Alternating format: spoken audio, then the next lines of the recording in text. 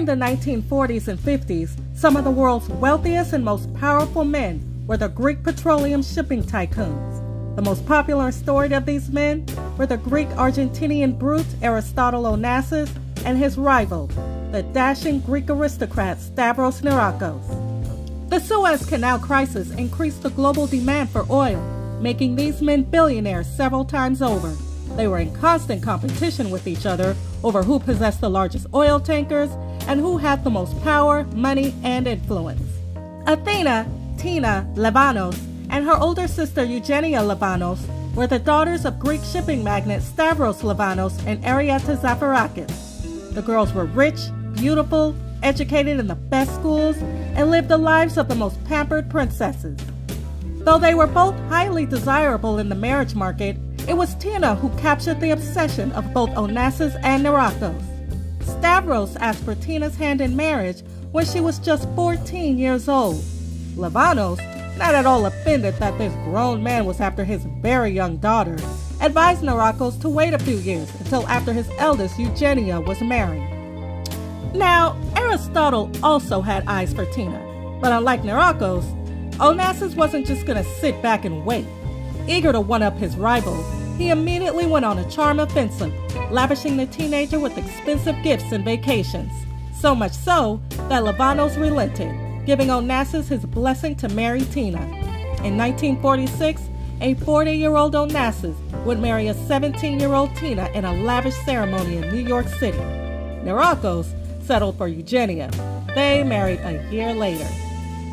Tina was everything. She was equal parts beautiful, charming, intelligent, and stylish. And Eugenia was close behind. The sisters were the toast of the international jet set. Two beautiful women married to the richest, most powerful men in the world. Their lives a menagerie of parties, jets, yachts, private islands, and shopping sprees.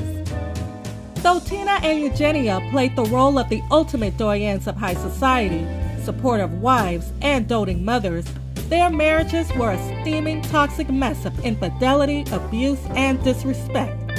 For instance, Stavros married, had a child with, and divorced a woman, all while still technically married to Eugenia.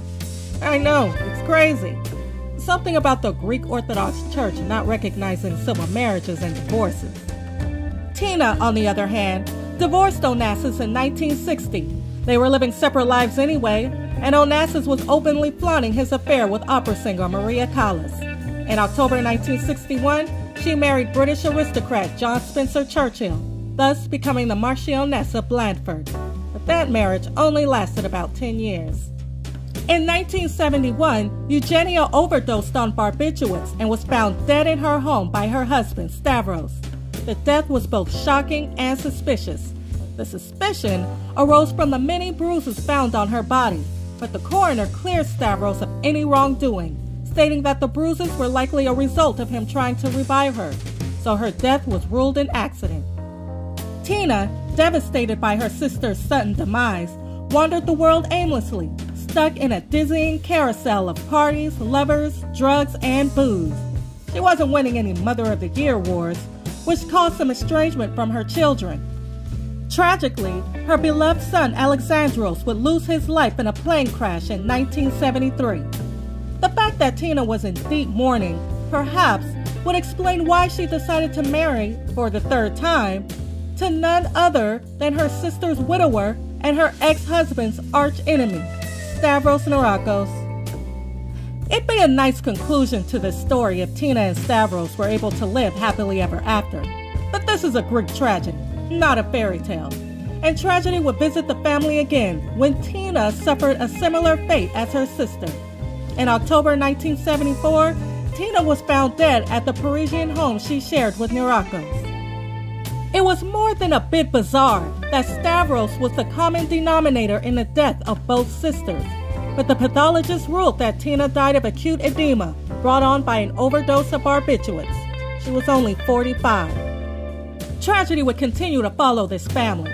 Aristotle, who became a shell of a man after the death of Alexandros, died in 1975.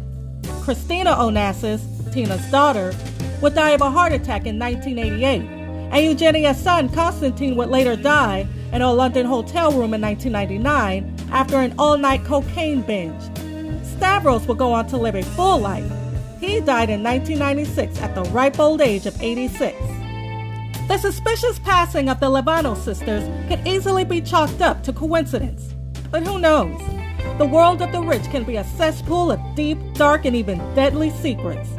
I highly recommend reading the book Nemesis, the true story of Aristotle Onassis, Jackie O, and the love triangle that brought down the Kennedys by Pierre Evans. It is a rather delicious read and goes deeper into the mysterious deaths of the sisters.